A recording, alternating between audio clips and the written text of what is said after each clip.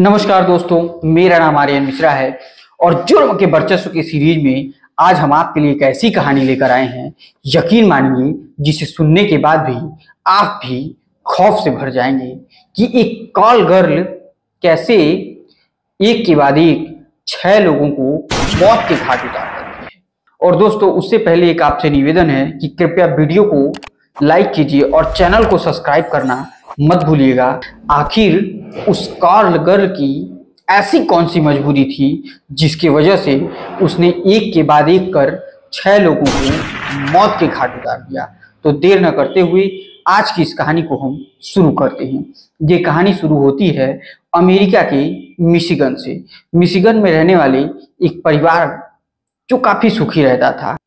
एक बच्चा और पति पत्नी रहते थे। पत्नी के गर्भ में एक बच्चा पल रहा होता है। इसी बीच पति और पत्नी में कुछ इस प्रकार से झगड़ा होता है कि दोनों परिवार छोड़ने पर आमादा हो जाते हैं और पति पत्नी को छोड़कर अलग हो जाता है।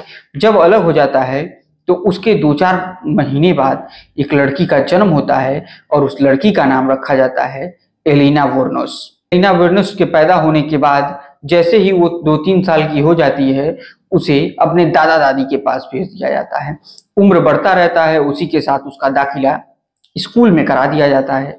जब स्कूल में उसका दाखिला हो जाता है तो वो अपनी पढ़ाई का सिलसिला शुरू करती है और वो पढ़ने जाने लगती है।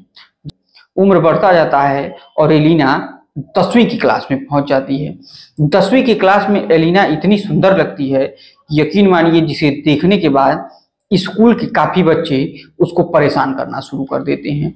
लेकिन एलिना सिर्फ पढ़ाई पर ध्यान देती है और इन सब बातों को वो इग्नोर करती है।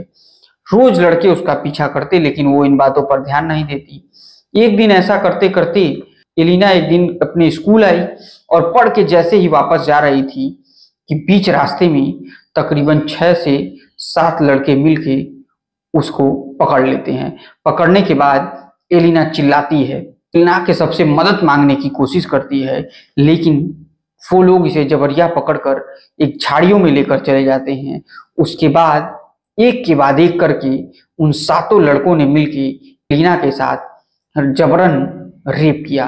इस घटना के बाद से एलिना की तबीयत बिगड़ जाती है और किसी प्रकार से एलिना उन झाड़ियों से अपने घर पर पहुंच पाती है।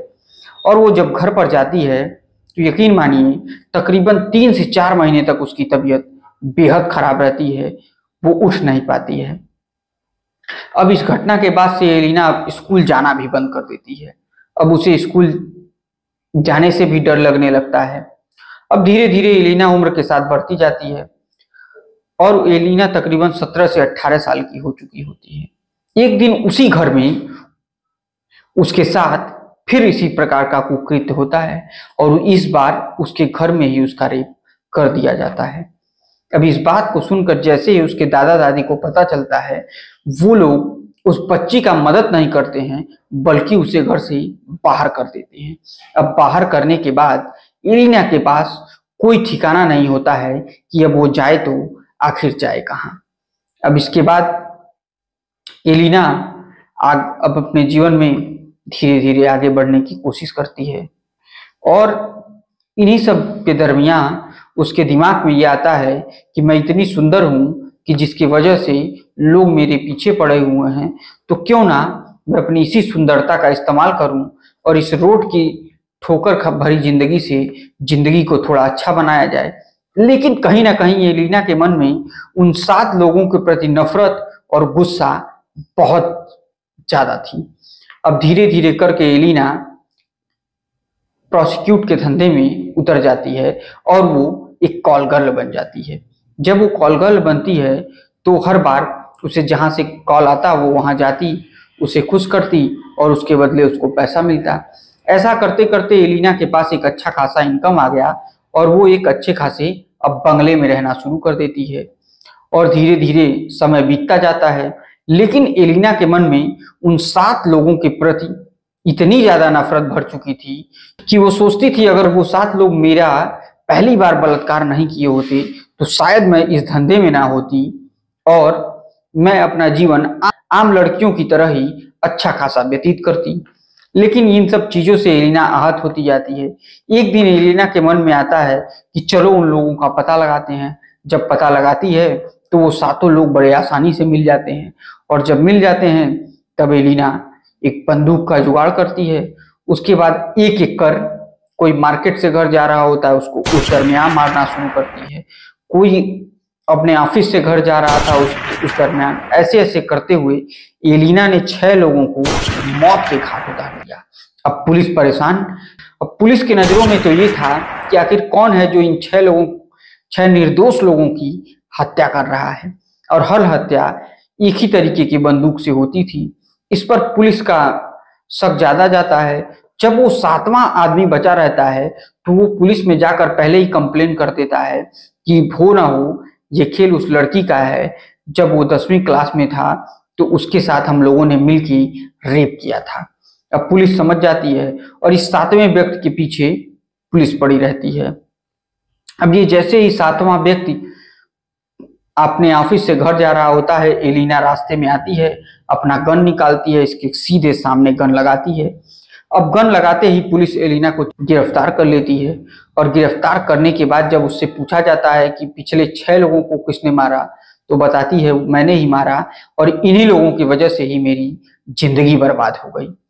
अब चूंकि एलिना उस समय कानून का मदद नहीं लेती है और इसका फैसला अपने स्वयं करने लगती है, इसकी वजह से एलिना को जेल में डाल दिया जाता है। अब जब जेल में डाल दिया जाता है तो मीडिया वाले, और जब वो कोर्ट में उसके पेशी होती है तो जज साहब, अब ये लोग उससे इस तरीके के भद्दे भद्दे सवाल पूछते हैं कि उससे एलिना बिल्कुल परेशान हो चुकी होती है, और वो कई बार कोर्ट में अर्जी लगाती है कि कृपया मुझे मृत्यु दंड दे दिया जाए, मैं जीना नहीं चाहती हूँ। इन सब सवालों से बिल्कुल पक गई होती है। और वो समय भी आता है जब 2002 में एलिना को जहर का इंजेक्शन देकर मौत के घाट उतार दिया जाता है। लेकिन उससे पहले उसने, मरने से पहले एलिना एक लेखक को अपने पास बुलाती है और कहती है कि देखो, अगर ये इंटरव्यू मैं मीडिया वालों को देते तो कुतर्क करती, जज को देते तो वो भी तमाम सवाल पूछते, लेकिन मैं तुमको इसलिए अपने ये सारे राज बता रही हूँ क्योंकि तुम ना मीडिया से हो, ना जज हो, ना पुलिस हो, तो मुझसे तुम सवाल नहीं पूछोगे। इस शर्त पर एलिना का जेल में इंटरव्यू होना था। अब जो इंटरव्यू लेने वाली महिला थी उनका नाम था जैस्मिन। अब जैस्मिन एलिना के पास जाती हैं, उस जेल में मिलती हैं, और जैसे ही कैमरा ऑन होता है एलिना बैठती हैं। जैस्मिन उससे पूछ पाती। एलिना तकरीबन 2 घंटे तक अपनी आपबीती सुनाती है, जिसे सुनकर जैस्मिन भी बेहद चौंक जाती हैं और रोने लगती हैं। तब जब जैस्मिन एक सवाल पूछती हैं अंतिम में कि बताओ वो घर में कौन था जो तुम्हारा रेप करने की कोशिश किया था, तब एलिना रोते हुए कहती है कि वो मेरे दादाजी थे, और मुझे देखकर उनकी भी नीयत बिगड़ गई और वो मेरे साथ रेप करना चाहते हैं।